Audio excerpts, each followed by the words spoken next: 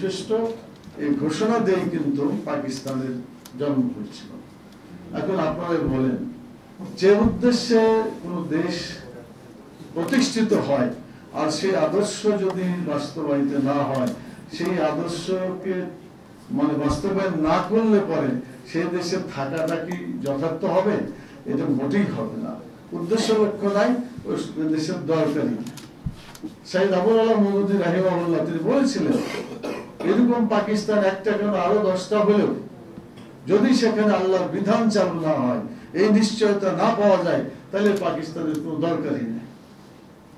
অর্থাৎ আল্লাহর আইন যেখানে থাকবে, আল্লাহর বিধান যেখানে থাকবে, মুসলমানরা সেখানে নিরাপদ থাকবে, শান্তিতে থাকবে। তো দেখা গেল পাকিস্তানে সেটা হয় না। পাকিস্তান ইসলামের নামে অর্জিত হলেও সেখানে ইসলাম কায়েম হয় না। না হওয়ার ফলে যা হওয়ার তাই হয়েছে। শেষ পর্যন্ত 24 বছরের মাথায় পাকিস্তান ভেঙে টুকরা হয়ে গেছে। এটাই হওয়া উচিত ছিল। একটা দেশ যখন কোন কমিটমেন্ট নিয়ে আত্মপ্রকাশ করে, অত সেই কমিটমেন্টকে বাস্তবায়ন করে না, অথবা করার চিন্তাও তাদের মাথার মধ্যে থাকে না, তখন সেই দেশকে আল্লাহ তাআলা রাখার কোন প্রয়োজন মনে করেন না। একইভাবে 1971 সালে একেবারে 2024 পর্যন্ত কয় বছর হয়? প্রায় 54 বছর। কি উদ্দেশ্য ছিল আপনাদের সকলেরই জানা আছে। একটা ডিসপ্যারিটি ছিল পূর্ব পাকিস্তান পশ্চিম পাকিস্তানের মধ্যে, বৈষম্য ছিল। এই বৈষম্য থাকবে না, বৈষম্যহীন বাংলাদেশ হবে, একটা টার্গেট ছিল।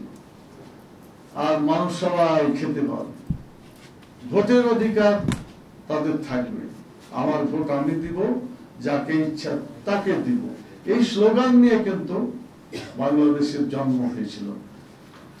দীর্ঘ 54 বছরের ইতিহাস, একই রিপিটিশন।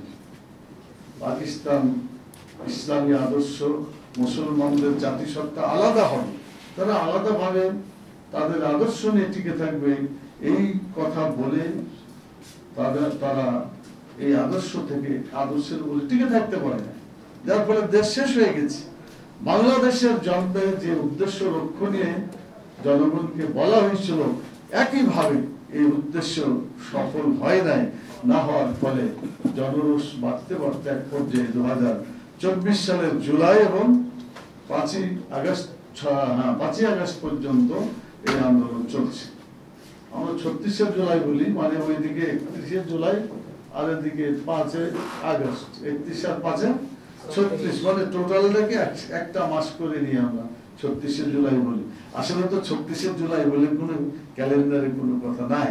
ইতিহাস হয়তো যারা বুঝবে না তারা এটা ভুল ব্যাখ্যা হইতে পারে, কিন্তু ব্যাখ্যা এটাই, টোটাল টাইমটা ছিল 36 দিনের। এই জন্য এটাকে 36শে জুলাই বলে আমরা এখন এটাকে ব্যবহার করি। আজকে 10ই মহররম, ঘটনাক্রমে আজকে জুলাইয়ের আগে, জুলাই প্রথম 6 তারিখ, মানে আমরা সেই তারিখের মধ্যে এটা করছি। তো যে বিপ্লব তখন সাধিত হয়েছে, মহররম মাসের আজকের এই আদর্শ নিয়ে যদি আমরা আলোচনা করি, ঘটনা নিয়ে আলোচনা করি, তাহলে দেখব মহররম হচ্ছে মুসলমানদেরকে উজ্জীবিত করার জন্য, হকের পথে জীবন দেওয়ার জন্য, জালেমের বিরুদ্ধে অবস্থান গ্রহণ করার জন্য একটা উৎসাহ সৃষ্টিকারী মাস হিসাবে আল্লাহ তাআলা অনেক দিন ধরে এটা চালাচ্ছেন। আমরা জানি যে রাসূল সাল্লাল্লাহু আলাইহি সাল্লামের জন্মের তার ওফাতের 50 বছর পরে এই কারবালার ঘটনা ঘটলো, প্রায় 51 বছর। তো আপনারা বলেন, রাসূল সাল্লাল্লাহু আলাইহি সাল্লাম কি তাহলে আশুরা বলতে এই 10ই মুহররমকে বুঝাইছেন, মানে কারবালার ঘটনাকে বুঝাইছেন?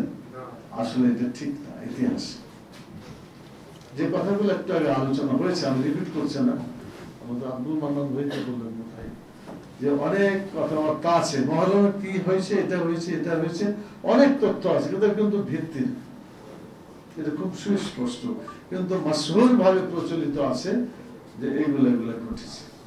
তো আমি ওদিকে যাচ্ছি না, আমি যেদিকে যেতে চাই সেটা হলো আল্লাহ তাআলার প্ল্যানিং হচ্ছে জাল হক ওয়া জাকাল বাতিল ইন্নাল বাতিলা কানা জাহুকা। সত্য প্রতিষ্ঠিত হবে, বাতিল ধ্বংস হবে। আর দুনিয়াতে বাতিল এসেছে ধ্বংস হওয়ার জন্য।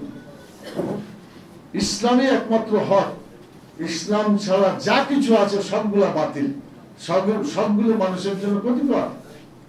এখন যারা হক নিয়ে কাজ করবে তাদের বোঝা দরকার হক এমনি এমনি কায়েম হবে না, হকের সাথে বাতিলের একটা সংঘর্ষ হবে। অতীতে হয়েছে, এখনো হচ্ছে, ভবিষ্যতেও হবে। হক এবং বাতিল পাশাপাশি থাকতে পারে না সংঘর্ষ ছাড়া। এই সংঘর্ষ হয় আর আল্লাহ তাআলা হককে বিজয়ী করেন, বাতিলকে পরাজিত করেন। এই দীর্ঘ ইতিহাস আমরা যেটা দেখতে পাচ্ছি বা আলোচনা এখন করতে যাচ্ছি, এই আলোচনার মূল কথাই হচ্ছে বাতিল পরাজিত হয়েছে, হক বিজয়ী হয়েছে। অনেকে বলবেন যে মুসলমানরা নিহত হয়েছে, তারপরে রাসূলুল্লাহ সাল্লাল্লাহু আলাইহি ওয়াসাল্লামের দৌহিত্র তারা